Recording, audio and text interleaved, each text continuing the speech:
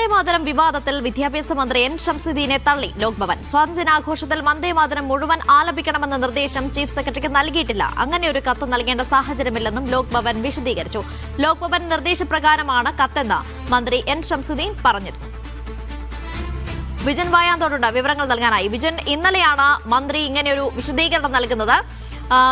Chief secretary ഉത്തരവിറക്കാൻ കാരണം ലോക്ഭവൻ സ്വാഭാവികമായ ഒരു നിർദ്ദേശം നൽകി. അതിന് പിന്നാലെയാണ് ചീഫ് സെക്രട്ടറി സ്വാഭാവികമായ ഉത്തരവ് പുറത്തിറക്കാനുണ്ടായിരുന്നത് എന്നായിരുന്നു മന്ത്രിയുടെ ന്യായീകരണം. ആ ന്യായീകരണത്തെ പൂർണ്ണമായും തള്ളിക്കളയുകയാണ് ലോക്ഭവൻ.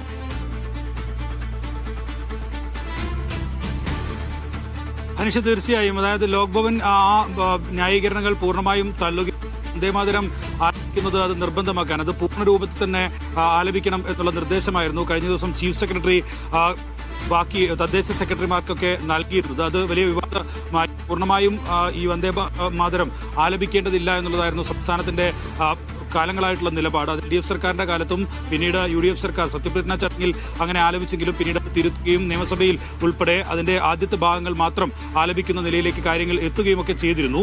അതിനിടയിലാണ് സ്വാതന്ത്ര്യ ദിനാഘോഷവുമായി ബന്ധപ്പെട്ട ഈ വന്ദേമാതരം അത് പൂർണ്ണമായും പാടണം എന്നുള്ള നിർദ്ദേശം ചീഫ് സെക്രട്ടറി നടത്തിയത്. ഇതിന്റെ വിശദീകരണമായിട്ടാണ് എൻ ഷംസുദ്ദീൻ ഇക്കാര്യത്തിൽ ലോക്ഭവനിൽ നിന്നുള്ള നിർദ്ദേശം അത് ചീഫ് സെക്രട്ടറിക്ക് വരികയും ഉദ്യോഗസ്ഥൻ എന്നുള്ള നിലയിൽ ചീഫ് സെക്രട്ടറി അത് താഴേക്ക് കൈമാറുകയുമാണ് ചെയ്തത് എന്നുള്ളൊരു വിശദീകരണവും ന്യായീകരണവും ഒക്കെയായി എൻ ഷംസുദ്ദീൻ രംഗത്തെത്തിയത്. അങ്ങനെ ഒരു പശ്ചാത്തലത്തിലാണ് ലോക്ഭവൻ ഇക്കാര്യത്തിൽ ഒരു വ്യക്തത വരുത്തുന്നത്. ലോക്ഭവൻ വ്യക്തമാക്കുന്നത് അങ്ങനെയൊരു കത്ത്, ഏതെങ്കിലും തരത്തിലുള്ള ഉത്തരവ് അല്ലെങ്കിൽ നിർദ്ദേശം ഒന്നും നിലവിൽ ലോക്ഭവൻ ചീഫ് സെക്രട്ടറിക്ക് നൽകില്ല. അങ്ങനെ നൽകേണ്ട ഒരു സാഹചര്യവും നിലനിൽക്കുന്നില്ല എന്നുള്ളതാണ് ലോക്ഭവൻ ഇപ്പോൾ വ്യക്തമാക്കുന്നത്.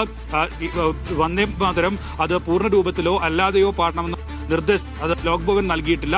അങ്ങനെ നൽകേണ്ട സാഹചര്യം നിലനിൽക്കുന്നില്ല എന്ന് ലോക്ഭവൻ വ്യക്തമാക്കുമ്പോൾ മന്ത്രി ഇക്കാര്യത്തിൽ വ്യക്തത തേടാതെയുള്ള ന്യായീകരണമാണ് നടത്തിയത് എന്നുള്ളതാണ് മനസ്സിലാക്കുന്നത്. അതിനുശേഷം ഇപ്പോൾ 4-ാം തീയതി ഇറങ്ങിയ പൊതുഭരണ വകുപ്പിന്റെ ഉത്തരവും ഒപ്പം തന്നെ അതിനു മുമ്പ് കേന്ദ്ര സർക്കാർ സംസ്ഥാനത്തിന് അയച്ച ഉത്തരവ് ഉൾപ്പെടെ പുറത്തു വന്നിട്ടുണ്ട്.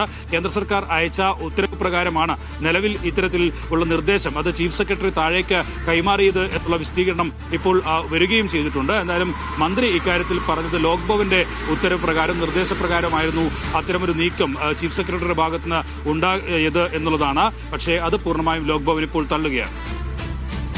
വിജൻ, ഈ വന്ദേമാതരം പൂർണ്ണമായും ആലപിക്കണം, അത് പ്രചരിപ്പിക്കപ്പെടണമെന്ന താല്പര്യം അത് RSSന്റേതാണ്. ഇനി ഒരു വന്ദേമാതരത്തിന്റെ കാര്യത്തിൽ സംസ്ഥാന സർക്കാർ വിവാദത്തിൽപ്പെടുന്നത് ഇത് ആദ്യമായിട്ടല്ല. ഇതിനു മുമ്പ് സത്യപ്രതിജ്ഞാ ചടങ്ങിൽ തുടങ്ങി ഇന്ന് വരെ എത്തി നിൽക്കുകയാണ്. ഇനിയിപ്പോൾ സർക്കാരിന്റെ നിലപാട് എന്തായിരിക്കും? കഴിഞ്ഞ ദിവസം വ്യവസായ മന്ത്രി പറഞ്ഞത് ആദ്യത്തെ ഖണ്ഡികയാണ് പൊതുവെ പാടാറുള്ളത്, അതാണ് പതിവ്, അത് തന്നെയാണ് UDFന്റെ നിലപാടെന്നാണ് പറഞ്ഞത്. ഇനി ഒരു പക്ഷേ ചീഫ് സെക്രട്ടറിയെ തള്ളിക്കൊണ്ട് അങ്ങനെ ഒരു നീക്കമായിരിക്കില്ലേ ഇനി നടക്കുക?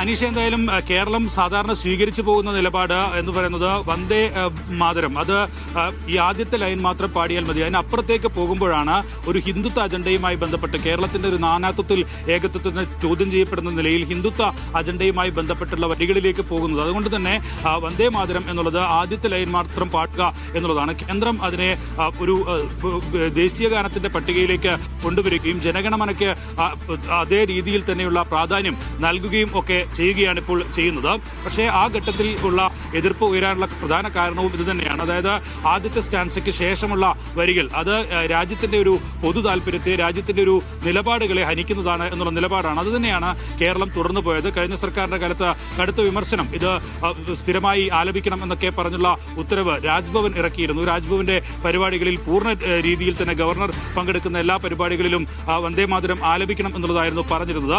അതിൽ ആണ് നേരത്തെ കഴിഞ്ഞ സർക്കാരൊക്കെ വിമർശനം വരുത്തിയത്. അതിനുശേഷം പൊടുന്നനെ സത്യപ്രതിജ്ഞാ ചടങ്ങിലാണ് വന്ദേമാതരം അത് പൂർണ്ണമായും പാടുന്ന ഒരു സാഹചര്യം ഉണ്ടാവുകയും അത് പ്രതിപക്ഷ നേതാവ് ഉൾപ്പെടെയുള്ളവർ വിമർശിക്കുകയും ഒക്കെ ചെയ്തത്. അതിനുശേഷം നിയമസഭയിൽ നയപ്രഖ്യാപന പ്രസംഗവുമായി ബന്ധപ്പെട്ട് ഗവർണർ എത്തിയ ഘട്ടത്തിൽ അതിന്റെ ആദ്യ വരികൾ മാത്രം പാടി അവസാനിപ്പിക്കുകയാണ് ചെയ്തത്.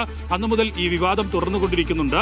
അതിനുശേഷമാണ് ഇപ്പോൾ ഈ സ്വാതന്ത്ര്യ ദിനാഘോഷവുമായി ബന്ധപ്പെട്ട് ഇത്തരത്തിൽ ഒരു നിർദ്ദേശം അത് ചീഫ് സെക്രട്ടറിയുടെ ഭാഗമായി വരുന്നത്. UDF സർക്കാരിന്റെ ഒരു പ്രഖ്യാപിത നയത്തിന്റെ രാഷ്ട്രീയപരമായ തീരുമാനത്തിന്റെ ഘടകവിരുദ്ധമായ കാര്യമാണ്. കാരണം ഈ ചീഫ് സെക്രട്ടറി സെക്രട്ടറി ഇങ്ങനെ ഒരു നിർദ്ദേശം നൽകുന്നതിനും തൊട്ട് മുമ്പ് തന്നെ 4-ാം തീയതിയാണ് പൊതുഭരണ വകുപ്പ് ദേശീയ ഗാനം മാത്രം ആലപിച്ചാൽ മതി എന്നുള്ള ഏതെങ്കിലും തരത്തിൽ വന്ദേ മാതരം എന്ന് സൂചിപ്പിക്കാതെയുള്ള ഉത്തരവ് പുറത്തിറക്കിയിട്ടുള്ളത്. അത് സ്വാതന്ത്ര്യ ദിനാഘോഷവുമായി ബന്ധപ്പെട്ട പ്രോട്ടോകോളിന്റെ ഭാഗമായിട്ടാണ് അങ്ങനെ ഒരു ഉത്തരവ് പുറത്തിറക്കിയിട്ടുള്ളത്. അത് മറികടന്നാണ് ചീഫ് സെക്രട്ടറി ഇത്തരത്തിൽ ഒരു നിർദ്ദേശം വന്ദേ മാതരം പൂർണ്ണമായും പാടണം, കേന്ദ്ര സർക്കാർ നിഷ്കർഷിക്കുന്ന നിലയിൽ തന്നെ അത് ആലപിക്കണം എന്നുള്ള ഒരു നിർദ്ദേശം താഴെത്തട്ടിലേക്ക് ഈ വകുപ്പ് സെക്രട്ടറിമാർക്ക് നൽകിയത്.